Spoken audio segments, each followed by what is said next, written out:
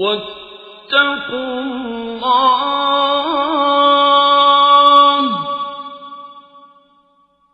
إن الله شديد العقاب.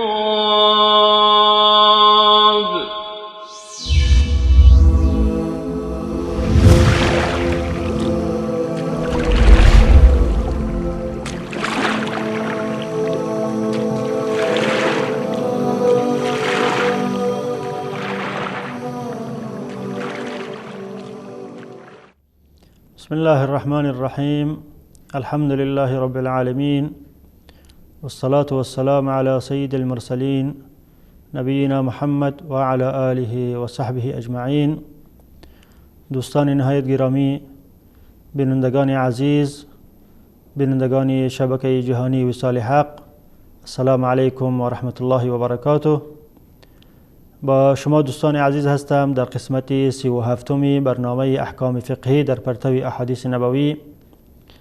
در قسمت گذشته این برنامه خدمت شما دوستان عزیز بیان کردیم یا شروع کرده بودم با چیزهایی که نماز را باطل میکنه، مبطلات نماز، و چیزهایی که در نماز تأثیر ندارد در بطلان نماز. و از جمله گفتیم که مبطلات نماز سخن گفتن در نماز بود و این امر را در روشنایی رسول اکرم، احادیث رسول اکرم صلی الله علیه و سلم خدمت شما تقدیم کردم و این را هم بیان کردیم که اگر شخصی مشکلی برش پیش میشه، اگر مرد باشه با گفتن سبحان الله مشکل خود را رفع میکند و اگر زن بوده باشه، خانم بوده باشه، با تصفیق زدن پنجه های دست راست بر بالای دست چپ. و همچنین این را هم بیان کردم که اگر شخصی در نماز عطسه میزنه الحمدلله میگه، گفتن از این اشکالی نداره و نماز را باطل نمیکنه. و همچنین این حکم که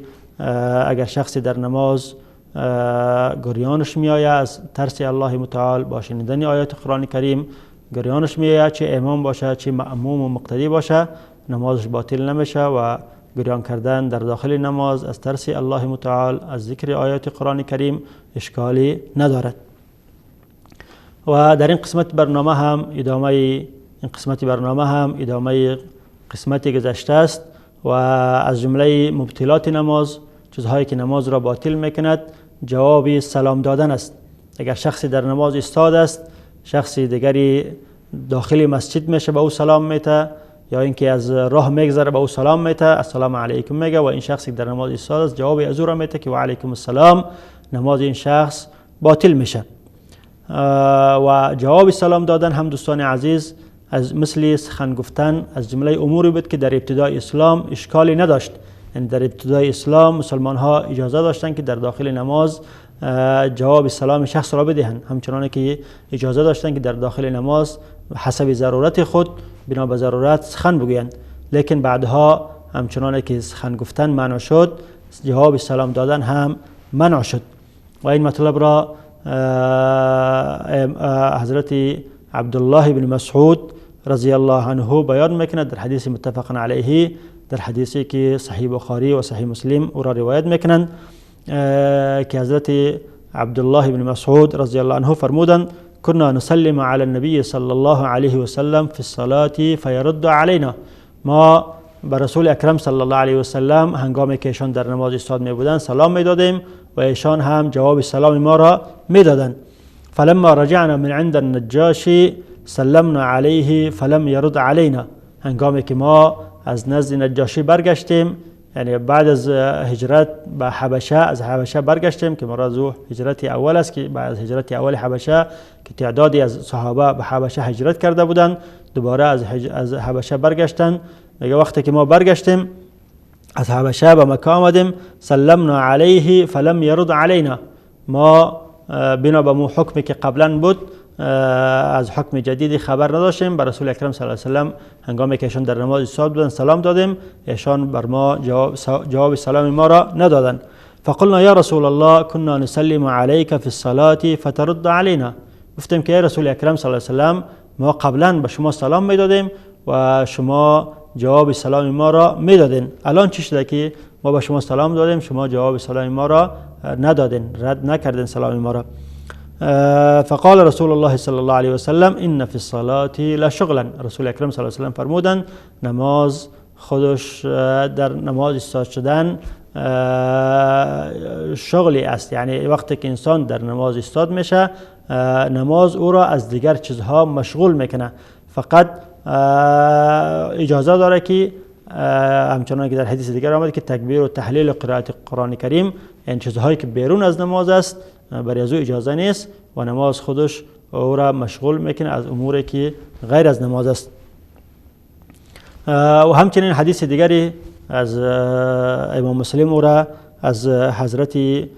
جابر بن عبدالله روایت میکند که حضرت جابر بن عبدالله میفرمایند که در یکی از سفرها ما با رسول اکرم صلی الله علیه و سلم همراه بودم و رسول اکرم صلی الله علیه و سلم مرا برای کار فرستاد و وقتی که کار ایشان را انجام دادم دوباره آمدم که رسول اکرم صلی الله علیه و سلم در نماز ایستاد بودند و در بعضی روایت میگه که در نماز نفل ایستاد بودند و ما به ایشان سلام دادم و آنها سلام من را علیک نگرفتند و ما در نفس خود و من این گمان را کردم که شاید رسول اکرم صلی الله علیه و سلم سر من قار شده باشه، سر رسول اکرم صلی الله علیه و سلم از من خفه شده باشه و من در امری که رسول اکرم صلی الله علیه و سلم برای من کرده تاخیر باشم یا به صورت خوب انجام نداده باشم. رسول اکرم صلی الله علیه و سلم جواب سلام مرا ندادند و بار دوم هم سلام دادم جواب سلام مرا ندادند و بار سوم هم سلام دادم رسول اکرم صلی الله علیه و سلم جواب سلام مرا ندادند و بعد از اینکه از نماز فارغ شدند رسول اکرم صلی الله علیه و سلم فرمودند که انما منعنی ان ارد علیک انی کنت اصلی. آن چیزی که من را منع کرد که من جواب سلامی تو را بدم او ای بود که من در نماز بودم و در نماز بودن من را منع کرد که جواب سلام تو را بدم و این حدیث هم دلالت میکنه به اینکه شخصی که در نماز باشه حق نداره که جواب سلامی شخصی را بدهد و اگر داد و از جمله مبطلات نماز است، نماز از او باطل میشه. و این مطلب را هم علمای اسلام بیان کردند و بنابراین احادیث و احادیث دیگری فرمودند که از جمله مبطلات نماز رد سلام است، جواب سلام دادن و این کار محرم و ناجایز است. همچنان که علما در موسوعه فقهی می فرمایند که اتفق الائمه الاربعه على ان رد السلام بالقول في الصلاه مبطل لها. ائمه اربعه، ائمه مذاهب اربعه، مذهب امام ابو حنیفه و مذهب امام مالک و مذهب امام شافعی و مذهب احمد بن حنبل همه به این اتفاق دارند که سخن گفتن در داخل جواب سلام دادن در داخل نماز عمدن و قصدن باطل کننده نماز است. و همچنین امام نووی در شرح مسلم در شرح حدیث جابر رضی الله عنه می فرماید که من فوائد الحديث تحریم رد السلام في الصلاة باللفظ. از جمله فواید این حدیث جابر این است که جواب سلام دادن به لفظ یعنی به گفتن و علیکم السلام حرام و ناجایز است و نماز را باطل میکند. اما موضوع دیگری که اگر شخصی به زبان به لفظ جواب سلام نداد اما به اشاره دست اگر جواب داد جایز است یا ناجایز، این مطلب را هم رسول اکرم صلی الله علیه و سلم در حدیثی که ابن عمر رضی الله عنه عبدالله ابن عمر رضی الله عنه روایت میکند بیان کردند. حضرت عبدالله ابن عمر رضی الله عنه می فرمایند که رسول اکرم صلی الله علیه و سلم به مسجد قباء تشریف بردند و در مسجد قباء حضرت بلال حبشی، بلال بن رباح هم رکاب ایشان بودند. وقتی که در نماز استاد شدند در مسجد قباء فجاءت الانصار و سلموا علیه، انصار آمدند و پیغمبر صلی الله علیه و سلم سلام دادند. فقلت لبلال، و بعد از ما از بلال پرسیدم کیف رأیت النبی صلی الله علیه و سلم یرد علیهم حین یسلمون علیه و هو یصلی، چگونه رسول اکرم صلی الله علیه و سلم را دیده که جواب ایشان را میداد در حالی که رسول اکرم صلی الله علیه و سلم نماز می‌خواندند. قال یقول هكذا و بسط کفه. حضرت بلال بن رباح فرمودند که یقول هكذا، چنین به دست خود اشاره میکردند و بسط کفه دست خود را باز کردند. یعنی هنگامی که رسول اکرم صلی الله علیه و سلم دستهایشان بسته بود، وقتی که انصار به رسول اکرم صلی الله علیه و سلم سلام دادند دست راست خود را باز کردند و به دست راست خود و پنجه های دست راست خود جواب ایشان را دادند بدون نطق و به زبان راندن و علیکم السلام. و این حدیث هم دوستان عزیز دلالت به این میکند که و جواب سلام دادن به اشاره دست اشکالی نداره و به این حدیث جمهور علما دلیل گرفتن و همچنین به حدیث جابر، چون در بعضی روایت های حدیث جابر میگه که ثم ادرکته وهو يصلي فسلمت عليه فاشار الی، و بعد از اینکه من را به کاری که فرستاد دوباره آمدم سلام دادم، پیغمبر صلی الله علیه و سلم برای من اشاره کردن به دستهای خود، جواب سلام را ندادن، لیکن به اشاره دست جواب من را دادن. و عده از علما، بعضی علما نظرشون این است که جواب سلام دادن به دست هم درست نیست و دلیل گرفتن به حدیث عبدالله بن مسعود که قبلا خدمتتون تقدیم کردم که پیغمبر صلی الله علیه و آله فرموده ان فی الصلاه لشغلا، و این عام از گفتن همچنانه که در اشاره باشه چی به سخن باشه در هر دو را شامل میشه، لذا نه به زبان راندن جواب درست است و نه به اشاره. لیکن جمهور علما جواب دادن که چون در بعضی از روایت های حدیث عبدالله بن مسعود میآید که انه اومأ برأسه، رسول اکرم صلی الله علیه و سلم به سر خود اشاره کردن، یعنی وقتی که عبدالله بن مسعود سلام دادن پیغمبر صلی الله علیه و سلم به زبان جواب ندادن لیکن به سر خود اشاره کردن. و همچنین علمایی که قائل به این هستند که درست نیست با اشاره دلیل گرفتن به حدیثی که ابو هریره، امام بیهقی او را از ابو هریره رضی الله عنه روایت میکند که پیغمبر صلی الله علیه و سلم فرمودند من اشار فی الصلاه اشاره تفهم عنه فلیعد صلاته، کسی که در نماز در هنگامی که در نماز ایستاده است اشاره میکند و اشاره به شکلی باشد که از او مفهومی گرفته شود باید نماز خود را اعاده کند. اما این حدیث را جمهور علما میگن که حدیث ضعیف است، چون یکی از راویان این حدیث به نام ابو غطفان شخص مجهول است، علما به جهالت این شخص حکم دارند، لذا به این حدیث هم عمل نمیشه. و قول راجح و قول جمهور علما هم است که اگر شخصی بر انسان سلام داد در داخل مسجد یا در بیرون مسجد، اگر او شخص در نماز است اشکالی نداره که جواب از او را به اشاره دست داده شود. اما کیفیت اشاره کردن، چه رقم باید اشاره بکنه، این مطلب را هم حضرت ابن عمر، عبدالله ابن عمر رضی الله عنه بیان کرده در حدیثی که او را امام احمد در مسند روایت میکند که تابعی که از عبدالله ابن عمر به نام صحیب روایت میکند، فرمودند که لا اعلمه الا ان قال اشاره باصبعه، وقتی که حضرت عبدالله ابن عمر فرمودند که مررت برسول الله صلی الله علیه وسلم وهو يصلي فسلمت عليه فرد عليه اشاره، ما بر رسول اکرم صلی الله علیه وسلم مرور کردم، از نزد رسول اکرم صلی الله علیه وسلم مرور کردم و رسول اکرم صلی الله علیه وسلم نماز می‌خواندند و بر رسول اکرم صلی الله علیه وسلم سلام دادم، رسول اکرم صلی الله علیه وسلم جواب من را به اشاره دادند. تابعی یا راوی که از عبدالله ابن عمر این حدیث را روایت کرده که به نام صحیب است میگه که لا اعلمه الا ان قال اشاره باصبعه، من عبدالله ابن عمر فرمودند که اشاره باصبعه یعنی با پنجه های خود، پنجه های مبارک خود اشاره کردن، پنجه های مبارک خود را بالا کردن و با اشاره پنجه ها جواب سلامی من را دادن. و همچنین در روایت دیگری عبدالله ابن عمر میفرمایند که وبسط کفه و جعل بطنه اسفل و جعل ظهره فوقه، یعنی دست مبارکشان هنگامی که با دست راستشان بالای دست چپشان بود، پنجه های دست راست خود را بالا کردن، باز کردن، بسط کفه کف دست راست خود را باز کردن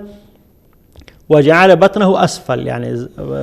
قف دست خود را طرف پایان و جعل ظهره فوق و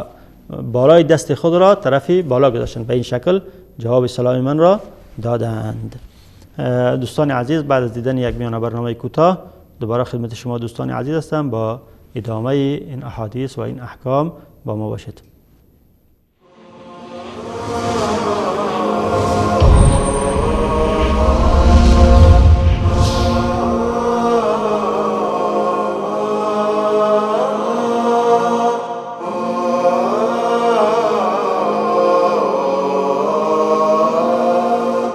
أعيش الحياة بنور الكتاب وهدي الرسول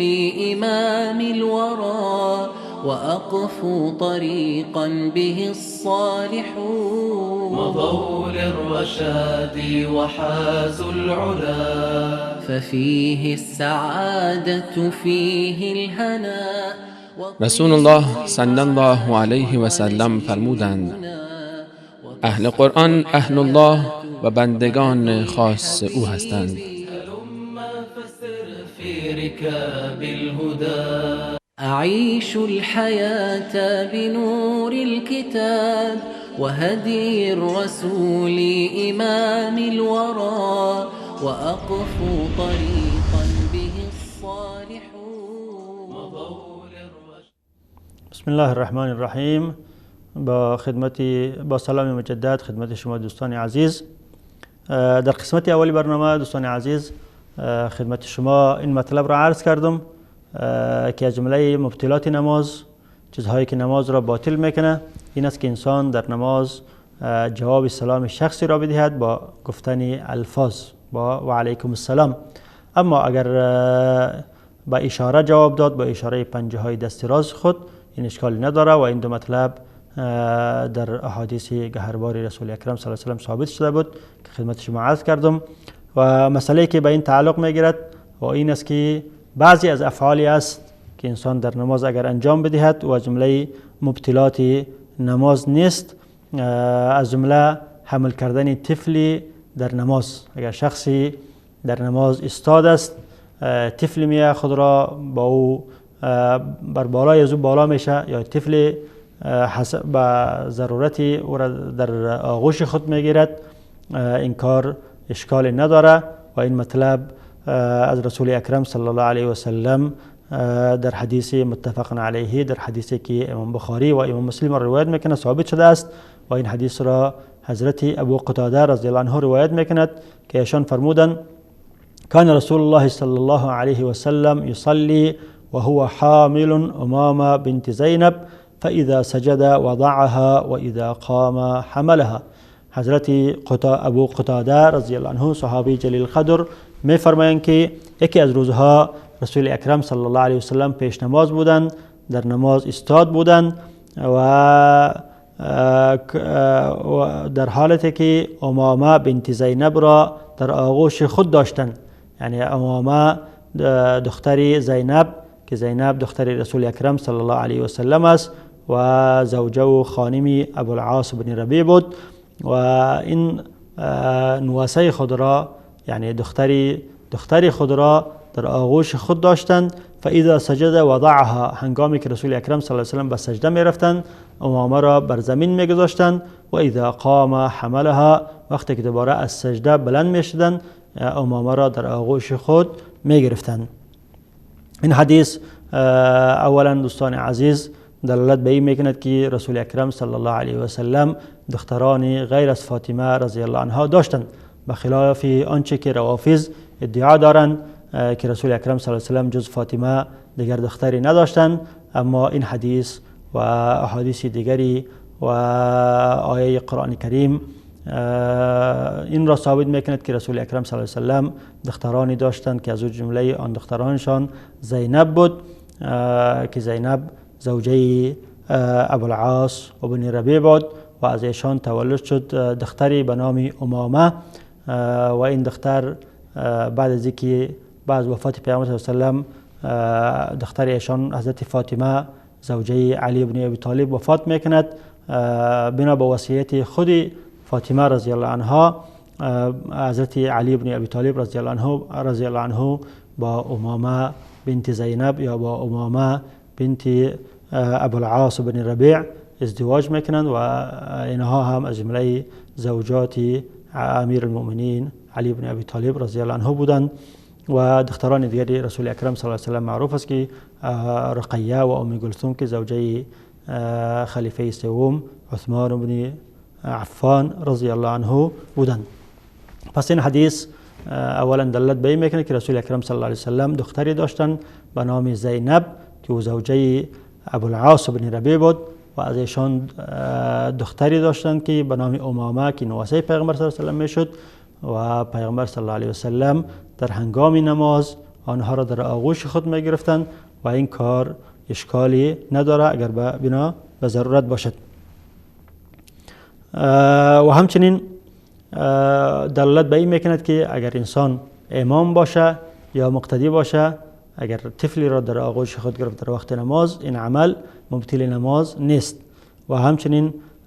دلالت به این میکند که اصل طهارت است در طفل، پاک است. اما اگر طفل ناپاک بوده باشه، اگر طفل ناپاک را در آغوش خود گرفت، در او صورت بنا به ناپاکی که کالای از او ناپاک میشه، نماز از او باطل میشه. و همچنین اگر طفلی مثلا در آغوش خود گرفت که پمپر داشته باشه و پمپرش به نماز باشد، داخل پمپری از نجاست بوده باشه و این شخص را گویا که نجاست در بغل در آغوش خود گرفته، در این صورت نماز از او باطل میشه، نه به گرفتن طفل بلکه به گرفتن به حمل نجاست یا به نجس شدن کالای از او، نماز از او باطل میشه. و مسئله دیگر این است دوستان عزیز که این مسئله تقریبا مورد اتفاق اکثر علما است، اتفاق اکثر علما، اما بعضی از علما نظرشان این است که گرفتن طفل جواز ندارد در وقت نماز و این عمل کثیر گفته می شود و عمل کثیر در نماز مبطل نماز است. و از این حدیث چند جواب دادن. اول این است که گفتن که این حدیث خاص به رسول اکرم صلی الله علیه و سلم بوده و دوم گفتن که این بنا به ضرورتی بوده که رسول اکرم صلی الله علیه و سلم را انجام داده و بدون ضرورت این کار درست نیست. و سوم هم گفتن که رسول اکرم صلی الله علیه و سلم خودشان این طفل را امامه را نگرفته بودند، بلکه رسول اکرم خود امامه بر بالای رسول اکرم صلی الله علیه و سلم بالا شده بود در وقتی که در نماز رسول اکرم صلی الله علیه و سلم استاد بودند و این فعل غیر اختیاری از رسول اکرم صلی الله علیه و سلم بود. و عده هم گفتن که این حدیث منسوخ است چون در اول بوده و بعدا وقتی که مسلمان ها به سکوت و به خشوع و خضوع امر شدن در نماز، این منسوخ شد. لیکن رأی جمهور علما این است که حدیث ظاهرا دلالت به می میکند که هیچ نسخ دو نیست و هیچ اختصاص هم دو نیست و این حدیث ظاهرا دلالت به این میکند که اگر شخصی طفلی را در نماز میبرد در آغوش خود و این عملی کثیر گفته نمیشه، خاصتا وقتی که بنا به ضرورتی باشه عملی کثیر گفته نمیشه و اشکالی نداره و نماز را باطل نمیکنه، لیکن به شرطی که طفل دو نجاست نبوده باشه. اگر نجاست باشه بنا به نجاست نماز انسان باطل میشه. و همچنین از جمله موضوعاتی که تعلق میگیره به این باب، به باب مبطلات نماز که اون نماز را باطل میکنه یا نمیکنه، موضوع کشتن مار و گژدم و چیزهای گزنده است که اگر انسان در نماز ایستاد است چیزی گزنده با او پیش میشه، ماری میآید، گژدمی میآید، خوفی از است که این شخص را بگزن و این شخص را هلاک کنن، این شخص حق دارد که در حالت که در نماز ایستاده است ماری که از پهلوی از او تیر میشه یا ماری که به سر او حمله میکنه یا گژدمی که خوفی از است که پیدا میشه و این را بگزه، میتواند که در حالت در نماز ایستاده است با هر وسیله‌ای که این مار این گژدم را میکشد کشته میتواند بکشد. اگر میتواند که با پایش به یک زدن بکشد این حق را دارد و اگر میتواند که با برداشتن چوبی آهنی او را بزند بکشد، با برداشتن سنگی او را بزند بکشد، این حق را دارد و این کار مبطل نماز، باطل کننده نماز نیست. و این مطلب را هم رسول اکرم صلی الله علیه و سلم در حدیثی که او را ابو هریره رضی الله عنه روایت میکند بیان کردند که پیغمبر صلی الله علیه و سلم فرمودند اقتل الاسودین فی الصلاة الحیة والعقرب. این حدیث را هم اصحاب سنن اربعه و همچنین ابن حبان روایت میکند و امام ترمذی حکم به حسن بودن این حدیث میکند که این حدیث به درجه حسن رسیده که پیغمبر صلی الله علیه و سلم فرمودند اقتل الاسودین فی الصلاة، شما آن دو حیوان سیاه را در نماز بکشید. و بعد از تفسیر میکند دو حیوان سیاه کدام است؟ الحیة والعقرب، آن دو حیوان یکی مار است و دیگر هم گژدم است که این دو حیوان وقتی که به انسان در وقت هنگام نماز پیش میشه و خوفی از است که به نمازخوان نیش بزنن و به او ضرری برسانن، نمازخوان حق دارد که با استفاده از هر وسیله این حیوان را بکشه و از هر وسیله‌ای که استفاده میکنه و استفاده کردن از وسیله عملی کثیر گفته نمیشه و مبطل نماز نیست. و این امر که اقتل الاسودین، بعضی از علما میگن که این واجب است که انسان به خاطر دفاع از نفس خود، چون ما امر هستیم که از نفس خود دفاع کنیم و نفس خود را در هلاکت نندازیم، واجب است که این کار را بکنه. و بعضی از علما میگن که ندم و مستحب است، اگر کرد هم اشکالی نداره و از نکرد هم اگر کرد خوب است و اگر نکرد هم اشکالی نداره. و اما جمهور علما گفتیم رأیشون هم است که به هر عملی که باشه اشکال نداره، لیکن بعضی از علما گفتن که اگر میتوند که با یک زدن مار را یا گژدهم را از بین ببره، این حق را داره که در داخل نماز این کار را بکنه. اما اگر منجر به این شوه که به عمل کثیر شوه، منجر به این شوه که باید شخص بره و چوبی را برداره، سنگی را برداره یا آهنی را برداره و حرکاتی در نماز انجام بده تا که بتونه که این مار و این گژدهم را بکشه، در اون صورت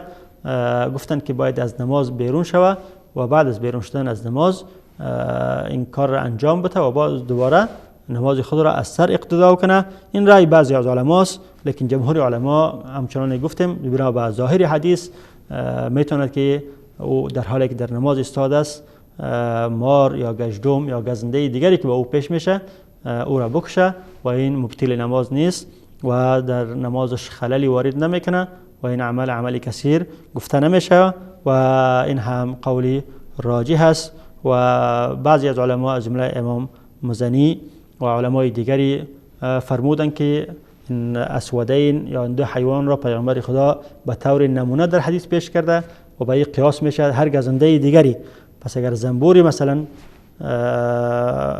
پیش میشه و نمازخوان را میخواه که بگزه و حق دارد که او را بکشه و همچنین حیوان دیگری، موش یا هر حیوانی که گزنده بوده باشه با انسانی نمازخوان ضرر میرسانه، انسان نمازخوان در حالی که در نماز است حق دارد که با هر حرکتی که باشد و حیوان را بکشه و نماز خود را ادامه بده.